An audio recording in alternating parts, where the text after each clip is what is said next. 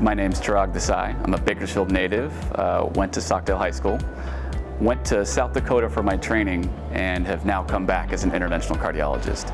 And one of the things I learned during my time away is that this is not only the most exciting time to be in the cardiovascular field, I also found out that you don't have to live in a big city or a big place in order to receive the latest in cardiovascular care, really the bleeding edge.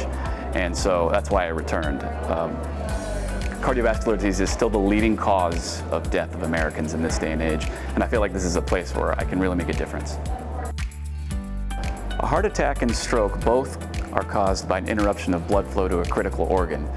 The difference is, with a heart attack, for example, you can get a heart attack due to severe narrowing of a blood vessel that happens over time, more of a gradual process as blockages build up in the arteries.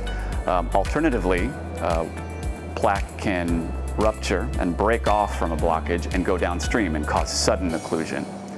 The difference with the stroke is, most of the time, strokes occur due to the latter, when a sudden break off of a plaque occurs and a clot develops going downstream to occlude blood flow.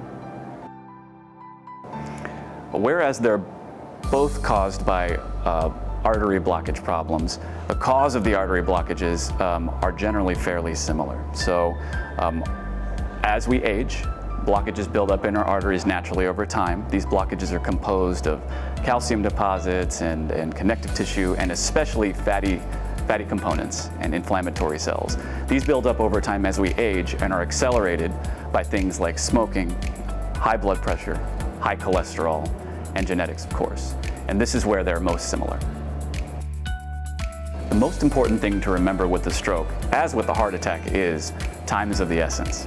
Every second that passes after an occlusion is lost brain cells. And so it's very important that if there's any suspicion of you or a loved one having a stroke, to seek immediate medical attention.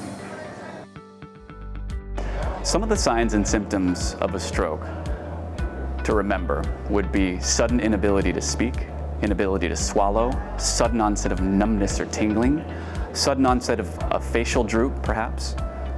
All these things can be signs of an impending stroke in evolution. It's important to remember that with both strokes and heart attacks, if they were to occur, we have all the tools available we need here to treat them. But the most important thing is prevention. Prevention is absolutely key.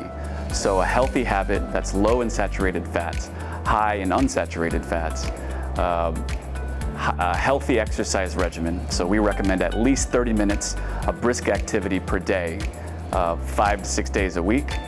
It's important to remember that this has to be the kind of exercise where you wouldn't be able to easily carry on a conversation in order to get the most benefit.